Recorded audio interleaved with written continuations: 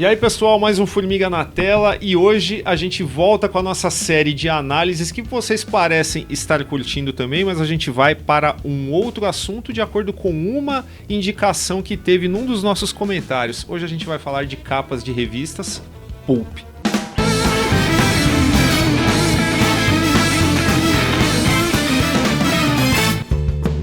Bom, e hoje o Gustavo volta aí para a cadeira de... sei lá, do cara que tá na... Como na frente do Raul Gil. O cara que não sabe qual é a seleção, tá? E a gente vai bater esse papo aqui sobre revistas pulp, que tem aí toda uma história. É um negócio um tanto mais complicado da gente selecionar do que capas de gibis, por exemplo. A gente sabia que a produção era um tanto quanto, sei lá, um pouco mais pasteurizada, né? Tinha muito menos liberdade para ousadia, mas em alguns casos os caras conseguiram se destacar. E enfim, a gente também tem um problema de conseguir imagens em boa resolução, né? Para esse tipo de coisa.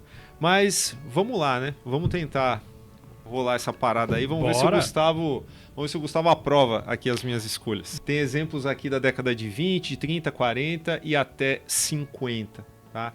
Tentei ser um pouco eclético nas escolhas, mas não tinha como não passar pela ficção científica, né? Vamos lá, Amazing Stories, essa é de 1927, né? Clássica imagem, tal. E aí, Gustavo, discorra. Vamos lá. Quando a gente fala de revistas pulp, a parte mais conceitual e sofisticada vai acabar ficando um pouco de fora. A ideia é mais o exploitation mesmo. E aqui a gente tem de tudo, né, cara? A gente tem de tudo. Porque a gente tem os tripodes aqui, da história do Wells, um caos, né? No povo correndo, tem fogo, gente sendo pegada pelas garras dos tripodes, até um cara a cavalo correndo aqui. Qual seria a minha leitura pensando na questão da época, né? Poxa, a gente tá falando do início do século XX e tal. O que você tinha de popular, assim, de muito popular, assim, massa, tal, você tinha muita questão de faroeste, né? E aqui, se você pega um cenário, ele é bem típico de um enquadramento, esquece os tripodes, obviamente, mas ele é bem típico de um cenário de faroeste, né? Até essas ruínas, tal, esse horizonte, esse céuzão aí, e você tem a questão dos cavalos, né? Qual que era a salvação nos westerns, né? Era o cowboy e o cavalo, tal. Aqui eles estão fugindo, aqui não tem nenhuma resistência, aqui tá tudo muito, muito, muito caótico. Mas qual que é a questão aqui? Isso aqui é muito, muito, muito novidade para a época, né? Absurdo, esses tripodes, essas máquinas, tal. Porque assim, quando a gente fala de histórias de alienígena, embora elas tenham se popularizado lá a partir do... mais na segunda metade do século XX, na verdade, a partir lá da década de 40, 50, ainda assim aqui você tem uma visão nova, né? Essa questão do maquinário e tudo mais. E olhando agora, aqui, você não sabe nada, pessoal de lá, vamos supor que não sabe nada, embora o H.G. Wells fosse um nome conhecido, vamos supor que você não faça essa associação. Cara, é super intrigante essa capa. Demais. Super intrigante essa capa, porque você tem o cenário aqui de toda a civilização sem mostrar absolutamente nenhuma tecnologia, né? Pessoal ainda a cavalo, ruínas, tal, e esse maquinário totalmente futurista para a época dominando, subjugando a população. Então, cara, é uma coisa que instiga. É uma coisa que instiga. E, de novo, se você não sabe nada da história, tal, você chega aqui, Amazing Stories. O que são essas máquinas? Você talvez nem pense em alienígena na hora. Então, essa capa, mesmo que te venda uma história desse caos que vai ter no livro, você ainda vai comprar o que seria o plot twist, você considerando sua capa. Exato. Né? Não, cara, é bem legal. Acho que assim, a escolha das cores também, ela é interessante, né? Você tem aqui tons mais terrosos, né, nessa parte aqui inferior, e dividindo a imagem daqui para cima, você tem, tirando as máquinas, né, você tem todo o resto em cores primárias, né, então o amarelo, azul, vermelho, tal. E daí as máquinas têm o destaque justamente para fugir um pouquinho, tirando o vermelho desse sombreamento, Na verdade, até esse vermelho ele passa essa ideia do metálico, né, do espelhamento. Mas esse cinza tal dá um grande destaque no meio das cores primárias. É uma capa bem chamativa. Ela é muito explícita, porém eu acho que ela vende um peixe. Demais. Não, eu diria ainda o seguinte, acho que eu até nem me expressei direito na abertura, porque eu falei que capas de revistas pulp eram um tanto mais pasteurizadas e tal. Acho que esse não seria o termo, né? Vou reformular aqui porque é o seguinte, se a gente pegar pelo menos essas, anos 20, 30, 40, até um pouquinho de 50, não havia liberdade para as coisas um tanto mais conceituais, eu digo em termos de, não até na imaginação de elaborar uma capa, mas eu digo no estilo. Era sempre tudo assim mais realista, né? Você tinha essa dificuldade e até por isso, muitas vezes, por essa imposição de um realismo, às vezes o cara não consegue fazer um negócio assim mega foda dentro do ritmo de produção que era exigido. Mas é claro que quando o cara conseguia encontrar esse equilíbrio, saiu um negócio assim ferrado. E aqui vou falar que você já tem essa questão do... Eu acho o logo da Amazing Stories, ele um pouco problemático para você compor aí determinadas composições. Aqui o cara resolveu, e lembrando que a gente não tem como, sabe, dar o crédito devido aos artistas, porque, sabe, muitos deles, sabe, são desconhecidos de fato, né? Mas aqui o cara conseguiu encaixar aí os tripodes desta forma, vindos da direita contra a esquerda, porque, assim, no nosso sentido de leitura ocidental... Peraí, o que você está falando? Direita contra a esquerda? É sempre assim, né? Quem tá na desvantagem é quem vai estar... Cara, de novo, vou me interpretar errado, né?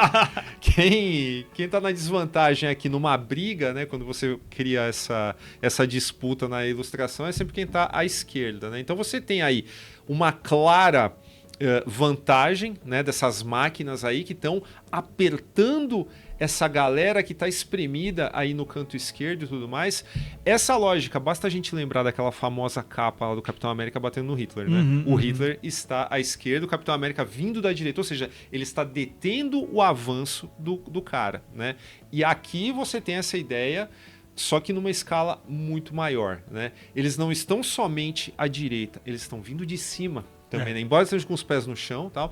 E a escolha de cores é desnecessário falar, né? Deu muito certo, o azul aí atrás, até um azul chapado, mas contrasta com o realismo da luz e da cor aí das máquinas, mais essa galera embaixo. Assim, uma combinação das mais felizes, né? Com certeza. Bora, saímos de 1927 e vamos para 1934.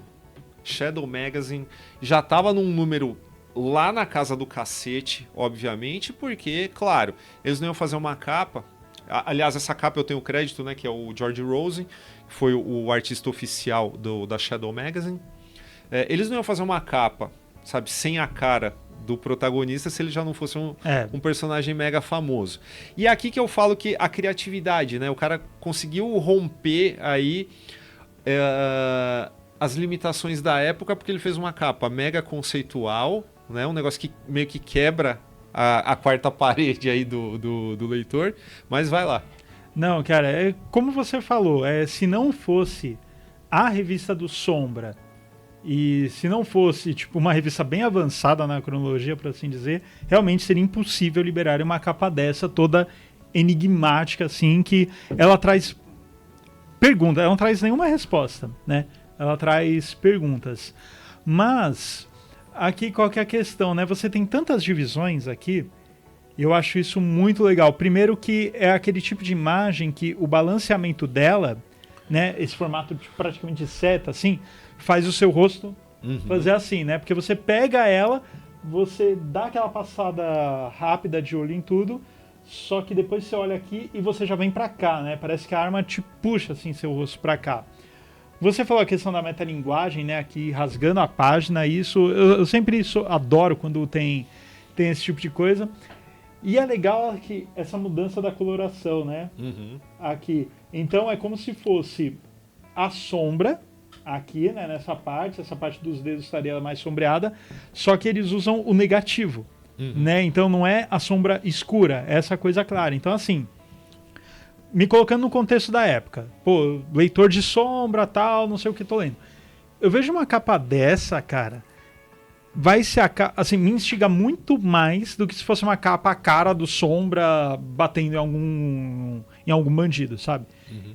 Porque isso aqui vai me instigar muito. Talvez não seria uma capa que eu comprasse de cara se não fosse Sombra, né? Embora é uma capa muito bonita, tal, se eu estivesse passando na banca, eu poderia falar, capa bonita, mas talvez não me gerasse tanto interesse.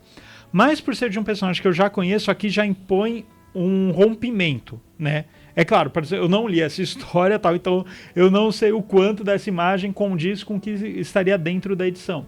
Mas ela já diz um rompimento. Aqui ela passa a ideia de rompimento. Então, se eu fosse um fã do Sombra e estivesse lendo tudo, essa seria uma história, com certeza eu iria pegar, porque eu ia falar, ok, isso aqui vai me desafiar de alguma forma. É uma coisa diferente, não vai ser uma aventura comum do Sombra. Exato, né? Exatamente.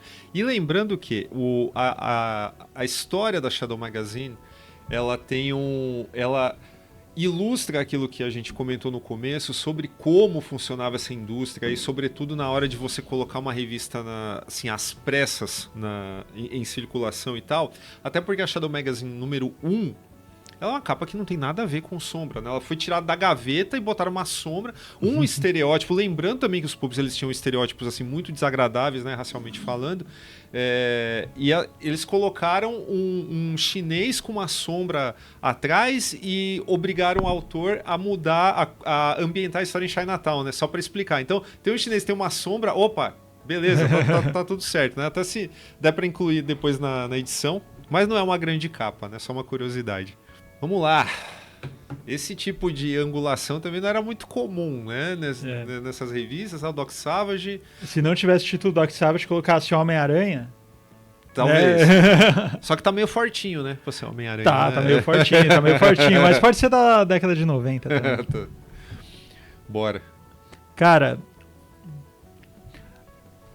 é muito difícil. Nós tendo repertório agora, século XXI, que você tem super-herói em tudo quanto é mídia e tal, essa capa surpreender agora, né? Claro. Me colocando ali em 1940 já é algo um pouco mais interessante. Só que é uma capa curiosa para uma revista pulp. Por quê? Porque, cara, quando a gente fala de capas de pulp, a gente sempre imagina aquela coisa mais explícita, tal, pro cara literalmente bater o olho na banca, pegar e... Essa daqui, cara, poderia ser um cara simplesmente, tipo, no chão, tá fazendo alguma coisa, você tem que passear por ela pra... ele tá no prédio, ele tá alto, tal, ele tem essa força nos dedos de escalar, tal. Então é uma capa, eu diria até muito mais sutil do que o comum para revistas pulp, embora, claro, o biotipo do cara, embora ele não seja um Schwarzenegger da vida, ele tem uma massa muscular que não é comum para o homem da década de 40, tá? Eu tô pegando aqui uma ideia que alguém que não conhece Doc Savage, tá? No caso. Então, ela é uma capa instigante, eu acho o balanço dela interessante, porque você primeiro olha aqui, claro, só que tem um mini ponto de fuga ali. Então atrai seu olho, embora não de uma maneira tão forte quanto outras que a gente costuma ver, ela atrai o olho de qualquer forma. Puxa, é muito difícil desassociar de um Homem-Aranha da vida, né, cara? Sim. É muito difícil desassociar. Talvez por isso ela não tenha me impressionado muito, mas novamente, assim, eu tô com dificuldade de ser anacrônico nesse ponto, de me colocar na pessoa da época. Ela é instigante. Eu só não sei se ela venderia ao lado de outras capas pulp na época. Eu acho que ela se destaca por conta da angulação. Já tem esse lance, assim, acho que independente de ser Doc Savage ou alguém já conhecer o personagem, acho que ela já se destaca por essa escolha de ângulo e tal, e é bastante sutil, isso não tá gritante também, você vê aqui embaixo, né, e com assim, pouquíssimos detalhes, é só para indicar de fato, né, e tá indicando que o cara é realmente atleticamente muito superior a um homem comum. Fora que eu gosto dessa composição aí, acho que a disposição dos membros aí, conforme ele sai do logo e vai até ali quase o outro canto da página, eu acho que você consegue dar uma ideia da importância do personagem, do que ele faz.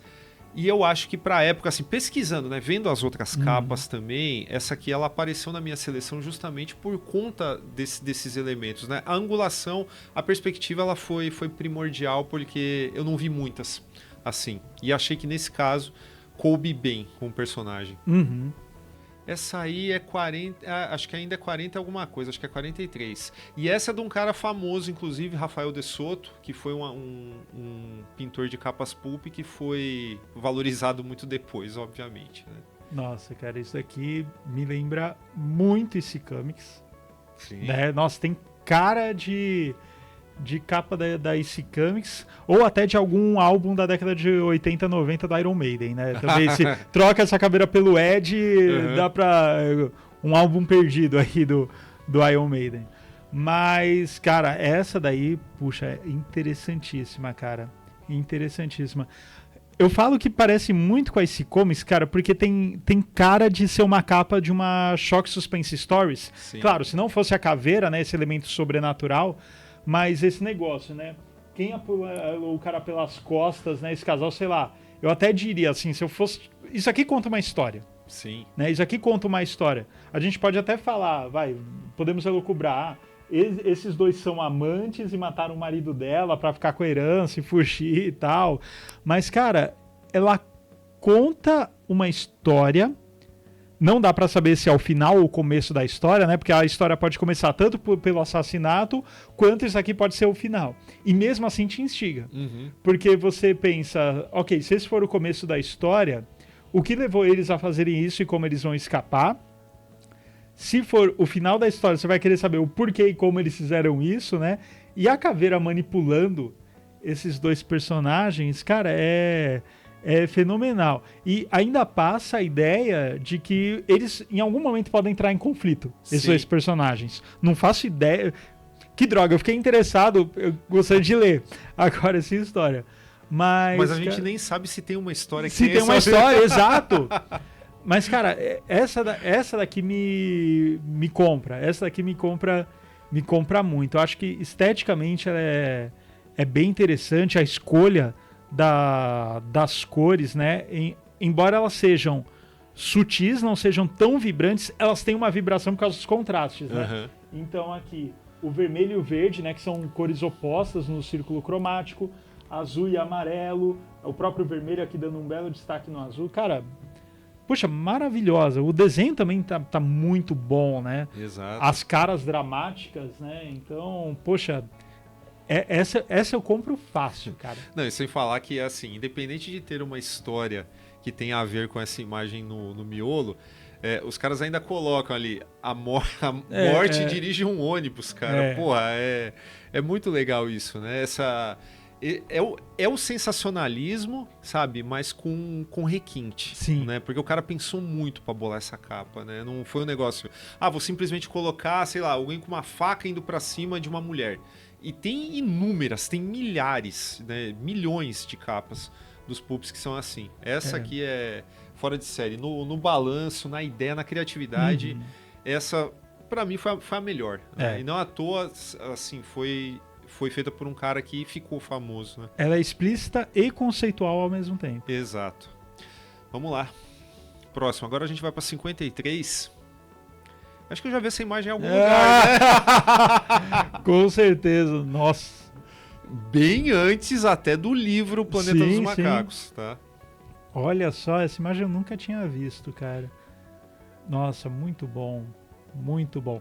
Olha só, vamos lá. 53, aí você falou? Cara, 1953. Eu acho que... Embora você tinha alguns arranha-céus já em Manhattan, ainda assim, Torre Eiffel, Muralha da China, Estátua da Liberdade, eram coisas quase que míticas para quem não vivia nessas cidades e não viajava, né? Pô, cara, você imagina, hoje você Pô, coloca no YouTube qualquer tour, a pessoa na França, em Nova York, você vai ver a Estátua da Liberdade em vários ângulos e tal. Mas, cara, vamos colocar na década de 50, que o translado não era assim para a população comum. Você pensa, alguém que não é de Nova York, tá? Ou melhor, alguém que não é dos Estados Unidos, Estátua da Liberdade é quase uma coisa mítica. Nossa, vai ser meu sonho é conhecer a Estátua da Liberdade e tal. Você ainda tinha esse sonho nessa... Aliás, você tinha esse sonho até no final do século XX, quiçá na década de 50. Então é uma coisa muito mítica, uma coisa quase que inalcançável. E você vê esse símbolo mítico soterrado assim, cara, é maravilhoso. E passa a sensação de mistério. Primeiro que na hora, mesmo se não tivesse astronauta, disco voador, você ia querer saber o que aconteceu. Claro. Né? Agora você vê no astronauta, disco voador, você fala, caramba, abduziram a Estátua da Liberdade, invadiram a Terra e virou isso daí. Cara, muito legal, muito legal. Ela te instiga tanto que, assim, ela não te dá pistas, né, do que aconteceu. A única pista que tem aqui é isso aqui que você pode falar, beleza, é a Lua e estamos na Terra. Só que, peraí, a Estátua da Liberdade fica naquela ilha. Que montanhas são essas? Sim. Né? A areia, beleza, vamos supor que é muito no futuro, deu uma seca e tal, mas, cara, aquelas montanhas, mudou a geografia, o que foi? Tá em outro planeta? É uma realidade alternativa? O que é isso? Cara, é sensacional, sensacional. Embora a diagramação dos letreiros ela não esteja muito boa, quer dizer, na verdade, do título, né? Sim. Você vê que ela não tem um balanço muito legal, sim, né? Por conta do título e tal, mas a imagem, assim, o desenho, nossa, cara, sensacional, sensacional. E a ideia, né? Conforme você falou, o conceito, ele eleva muito o valor, né? Ele ganha, confere pontos, assim, enormes, que a gente, tipo, até diminui um pouco a importância da composição, porque Sim. Em relação a Amazing Stories lá, que, pô, já tem um logo que é problemático, mas o cara conseguiu encaixar a sua imagem, eu chuto, tá? Vou chutar. Que essa imagem ela já estava pronta para alguma outra coisa, ela veio parar aqui. O cara só colocou o logo e beleza. Exatamente. Mas mesmo se você pegar esse Fantastic Universe Science Fiction aí, dessa forma, assim, sobrando um pedação ali à direita, cara, pô, horrível, né, de qualquer forma. Uhum.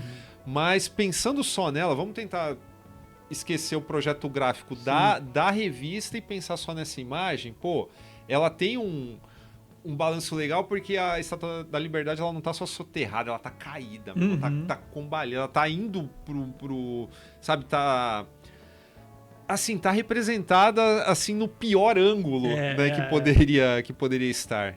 E a galerinha ali, né, cara, a gente não sabe se são alienígenas, se sei lá, se são terráqueos mesmo que agora pilotam discos voadores e foram para um outro planeta e encontraram uma Estátua da Liberdade. Sim. Então é muita coisa que você pensa, cara.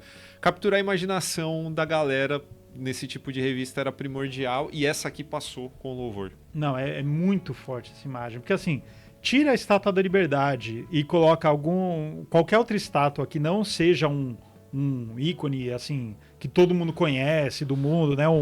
De fato, um monumento, não teria a mesma força, né? Tipo, a força tá porque é a Estátua da Liberdade. E é muito chamativo.